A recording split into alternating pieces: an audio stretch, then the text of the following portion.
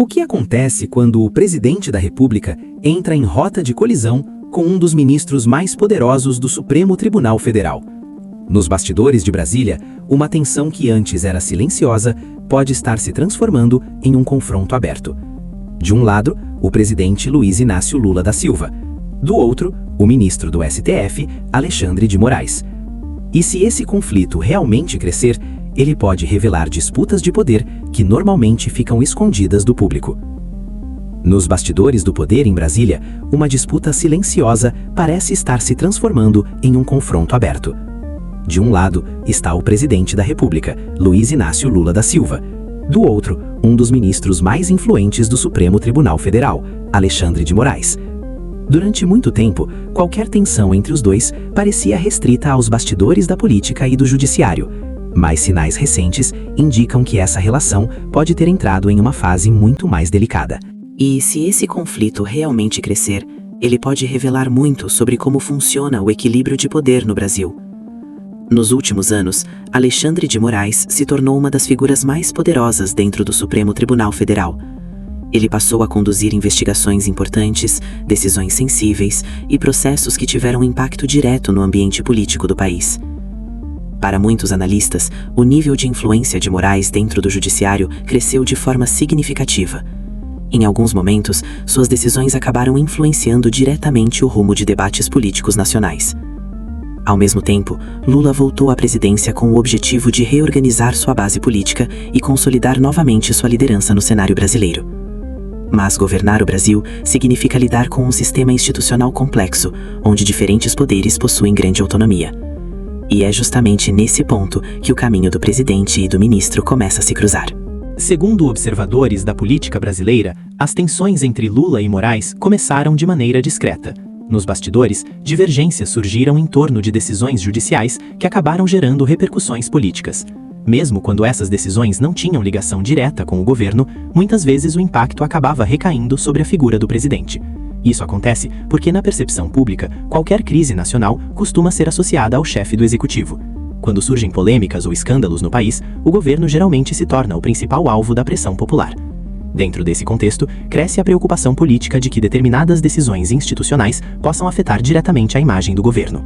No centro dessa possível disputa está uma questão fundamental: o equilíbrio de poder entre as instituições. O Supremo Tribunal Federal tem um papel decisivo na interpretação da Constituição e na mediação de conflitos institucionais. Mas quando decisões judiciais começam a influenciar diretamente o ambiente político, o debate sobre os limites entre os poderes se torna inevitável. Para qualquer presidente da República, ter estabilidade institucional é essencial para governar. E, dentro desse cenário, as relações com o judiciário se tornam estratégicas. Outro fator importante envolve as nomeações para o próprio Supremo. Ministros da Corte ocupam cargos por muitos anos e suas decisões podem moldar o país por décadas. Por isso, cada movimento envolvendo o Supremo costuma ter grande peso político. Alguns analistas acreditam que Lula pode ter interesse em reduzir a influência de determinadas figuras dentro do tribunal. Agora eu quero saber a sua opinião. Esse conflito entre Lula e Alexandre de Moraes pode mudar o equilíbrio de poder no Brasil ou é apenas mais uma disputa política de Brasília? Deixe sua opinião nos comentários. E se você quer entender os bastidores da política brasileira com análises claras e diretas, inscreva-se no canal Visão Política, ative o sininho e compartilhe este vídeo. Entre os motivos apontados estão disputas institucionais, divergências políticas e também estratégias de longo prazo para ampliar a influência do governo nas instituições. Mas enfrentar diretamente um ministro influente da Suprema Corte não é uma decisão simples. Esse tipo de movimento pode provocar reações dentro do próprio sistema político e judiciário. Se esse conflito realmente se intensificar, alguns cenários possíveis começam a surgir. Um deles seria o aumento da tensão entre o executivo e setores do judiciário. Outro cenário seria um desgaste político para ambos os lados. Disputas de poder raramente produzem vencedores absolutos. Muitas vezes, os dois lados acabam sofrendo perdas de capital político. Alguns analistas usam até uma metáfora forte para descrever esse tipo de situação. Seria como dois adversários que se abraçam em uma disputa e acabam caindo juntos. Independentemente de quem esteja certo nesse conflito, o fato é que tensões entre o governo e o Supremo sempre têm impacto direto na política nacional. Quando essas disputas se tornam públicas, o debate institucional ganha intensidade.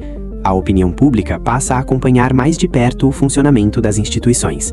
E muitas vezes, conflitos que antes aconteciam apenas nos bastidores passam a ocupar o centro das discussões políticas.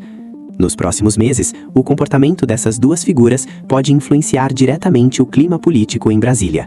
Se houver tentativa de aproximação, a tensão pode diminuir. Mas se o confronto continuar crescendo, o país poderá assistir a mais um capítulo importante na história das disputas de poder entre instituições.